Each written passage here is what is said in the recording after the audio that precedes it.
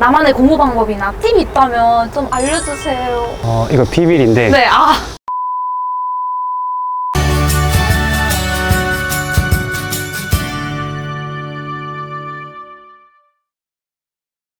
안녕하세요, 건국대 학생 여러분. 크리에이터 소진입니다. 모두 온라인 학기 마무리하느라 수고 많으셨습니다.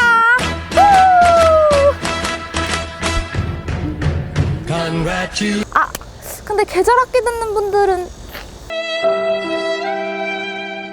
아무튼 방학 때 열심히 놀기도 해야 되지만 저같이 취준이 다가오는 고학년들은 자격증 하나 정도는 있어야 되잖아요.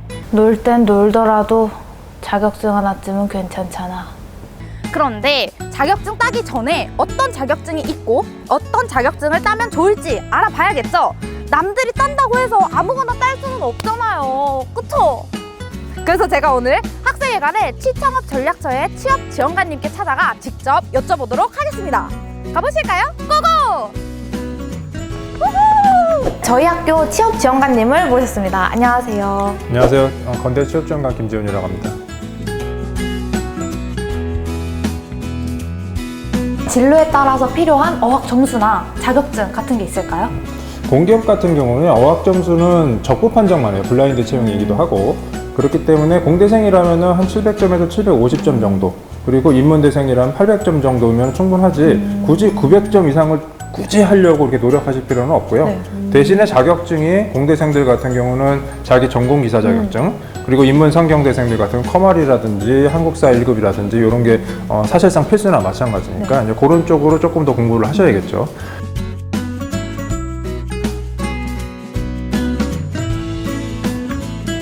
대신에 민간기업이라면 얘기가 좀 달라지는 게 아무래도 영어 공부 하셔야 되고요. 그리고 스피킹 공부도 하셔야 되고, 점수가 높으면 높을수록 좋고, 대신에 자격증에 대해서는 그렇게 중요하진 않아요. 오히려 이제 그 자격증 딸 시간에 어떤 그런 인턴 수행이라든지 이런 실무 역량을 좀 쌓으려고 노력을 하셔야 될 거고,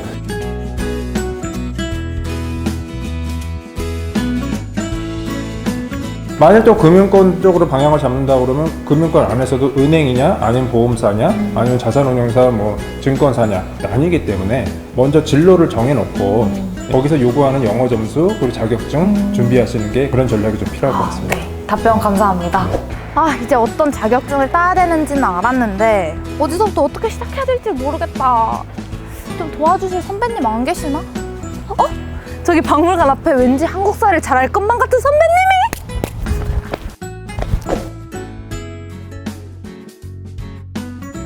그러면 한국사 능력 검정 시험은 어떤 시험이고 수능 한국사랑 어떤 점이 다른 거예요? 한국사 능력 검정 시험은 국사편찬위원회에서 주관을 하고 있어요. 수능 한국사 시험과 다른 건 물론 둘 다 자료를 해석하고 문제를 푸는 거는 비슷한 점이 있지만 수능 한국사 시험은 절대평가로 바뀌면서 문제 난이도가 대체로 쉬운 편에 속하고 한국사에서 중요하다고 판단되는 굵직굵직한 문제들이 자주 출제되는 경향이 있어요. 근데 이에 비해서 한국사 능력 검정 시험 같은 경우에는 난이도가 꽤나 어렵기도 하고 그리고 문항 수가 많은 만큼 자세하고 세세하게 출제되는 경향이 있습니다. 그렇구나. 그러면 일반적으로 그 자격증을 따는데 걸리는 시간은 얼마나 되나요? 저같이 사학을 전공으로 하고 있거나 기초적인 지식을 가지고 계신 분들은 빠르면 2주 정도도 가능하고 아예 기초 지식이 없는 처음 이제 접하시는 분들은 넉넉 잡아서 2달 정도를 많이 잡더라고요. 그럼 한국사 시험은 어디서 신청할 수 있어요? 한국사 능력 검정 시험 홈페이지에 접속을 하셔서 기본과 심화 둘 중에서 한 과정을 선택해서 시험에 응시할 수 있는데요. 기본 과정의 같은 경우에는 사지선다형의 문제가 40문제, 총 70분이 주어지고요. 그리고 심화 과정의 같은 경우에는 오지선다형 문제가 50문제, 총 80분이 주어져요. 그래서 맞는 점수에 따라서 1급에서 6급까지 인증을 받을 수 있습니다. 그럼 공부는 어디서부터 시작하는 게 좋을까요? 현재 본인의 한국사 능력에 대한 위치를 파악하고 그리고 본인에게 알맞는 공부법을 찾는 게 가장 중요한 것 같아요. 기본적인 지식을 가지고 계신다면 처음부터 끝까지 회독하는 걸 추천해드리고 싶어요. 적게는 3회독, 많게는 10회독을 하면서 문제풀이 함께 병행하면서 본인이 약한 부분 공부하는 게 도움이 될 것 같고요. 그럼 저 같은 노베이스는 어떡하죠? 소진 씨 같이 노베이스거나 한국사를 처음 접하시는 분들 같은 경우에는 유튜브 아니면은 교재를 같이 구매할 수 있는 인터넷 강의를 통해서 기본적인 개념을 다지고 자기만의 노트 정리를 통해서 그 개념을 숙지하는 게 가장 첫 단계인 것 같아요. 마지막으로 나만의 공부 방법이나 팁이 있다면 좀 알려주세요. 이거 비밀인데 네, 그럼 제가 두 가지만 알려드릴게요. 네, 너무 좋아요. 첫째는 대체로 모두가 그런 건 아닌데 시험이 대체로 시간 순으로 문제가 출제되는 경향이 있어요. 오. 그래서 예를 들어서 문제를 푸시다가 35번 문제를 모르겠다 싶으면 앞에 34번 그리고 뒤에 36번 앞뒤에 대한 시대를 파악을 하고 35번은 그 문제의 사이의 답이 정답일 가능성이 굉장히 높더라고요. 오. 두 번째는 그 문제를 풀다가 두 가지 선지가 헷갈리는 경우가 되게 많잖아요. 맞아요. 그럴 때는 처음에 골랐던 답을 고르는 걸 추천드리고 싶어요. 왜냐면은 한국사 공부는 뭐 쓰고 암기하고 이렇게 외우는 게 그런 위주가 많은데 그러면서 문제의 선지를 볼 때 무의식적으로 그 답에 좀 근접한 답에 선택하는 경향이 있더라고요. 그래서 절대로 고치지 말고 나중에 후회하지 말고 첫 번째 골랐던 답을 고르는 걸 추천해드리고 싶습니다. 알겠습니다. 그러면 선배님이 알려주신 대로 공부하면 저 진짜 딸 수 있겠죠? 네, 그럼요. 응원하겠습니다. 감사합니다. 그래, 이제 한국사는 어떻게 해야 되는지 알았어. 이제 내가 약한 영어가 문제인데 남들 다 토익 900이 넘는다던데 대체 어떻게 해야 되는 거야? 이번엔 언어교육원 앞에 잘생긴 선배가? 저기요, 혹시 토익 좀 하시나요? 네, 900점은 넘죠. 말로만 듣던 토익 900 넘는 선배님이신가요? 혹시 이 토린이에게 좀 알려주실 수 있으세요? 그럼 저처럼 토익을 처음 시작하는 사람들은 어떻게 하면 좋을까요? 우선 모의평가를 먼저 보고 본인의 성적대가 어느 정도인지를 파악을 하는 게 우선인 것 같고요. 그거 파악이 됐으면 뭐 독학으로도 충분히 할 수 있지만 저 같은 경우는 학원이나 뭐 여기 언어교육원 같은 전문 기관의 도움을 받는 것을 추천을 드려요. 왜냐면 영어 시험이라는 게 단기간에 빠르게 끝내야 되는 그런 시험인데 혼자서 공부하다 보면은 그런 부분에서 요령을 터득하거나 이런 부분도 좀 많이 어려울 수 있기 때문에 학원에서 또는 언어교육원에서 전문적으로 배우면서 해야지 빠르게 끝낼 수 있다고 생각합니다. 저는 여기 언어교육원에서 했거든요. 네. 언어교육원에서 어떻게 수업이 진행되는 거예요? 네, 학교 홈페이지에 들어가면 언어교육원 사이트가 있어요. 그럼 거기에 들어가서 그 모집하는 기간이 있는데 그때 본인의 점수대에 맞춰서 그 반을 이제 선택을 할 수 있어요. 그리고 언어교육원이 장점이 학원은 좀 상당히 값이 좀 비싸잖아요. 네, 비용이 좀 많이 나가는데 언어교육원 같은 경우는 예치금을 수업의 80% 이상을 출석을 했으면 예치금을 전액 환급을 해주는 시스템을 가지고 있어서 대학생이 부담 없이 할 수 있는 그런 곳이라고 생각합니다. 환급 받으셨나요? 네, 환급 받았습니다. 대단하시네요.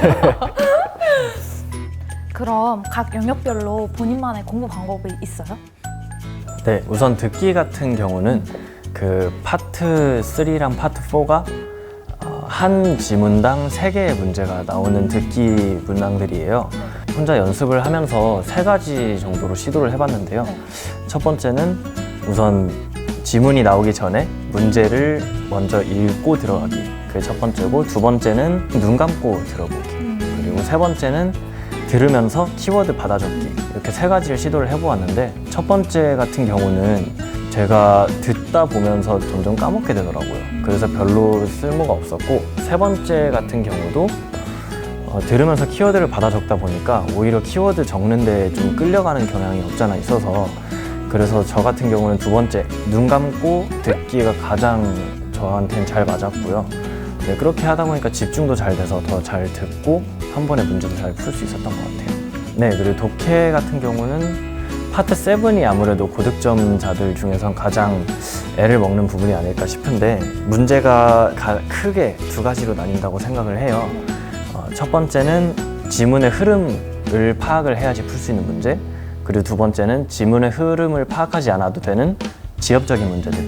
네, 전자의 경우는 지문을 다 읽어야 돼요. 근데 후자는 지문을 다 읽을 필요 없이 어느 정도 요령이 있으면 풀 수 있는 문제들이거든요. 가령 유의어 찾기 문제 같은 게 있어요.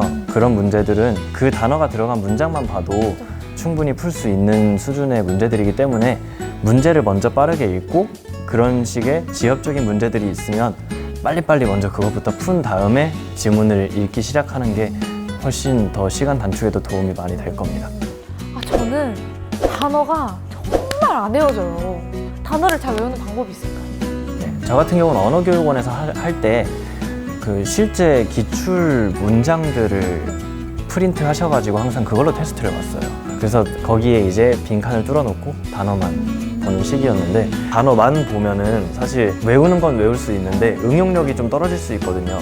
그래서 그런 실제 문장, 기출되는 문장들을 보면 아, 이 단어가 이렇게 쓰였구나 하는 거를 알면서 훨씬 더 빠르게 외울 수도 있고. 그러면 마지막으로 토익 칠 때 주의할 점이나 시험장에 가져가야 될 준비물 같은 게 있을까요? 공부를 시작하기에 앞서 먼저 시험부터 등록을 해놓으세요. 왜냐하면 대학생들은 보통 방학에 짧게 단기간에 끝내려고 하려는데 목표가 없다 보니까 늘어지면서 잘 안 하게 되고 다음 방학으로 미루는 경우가 많거든요.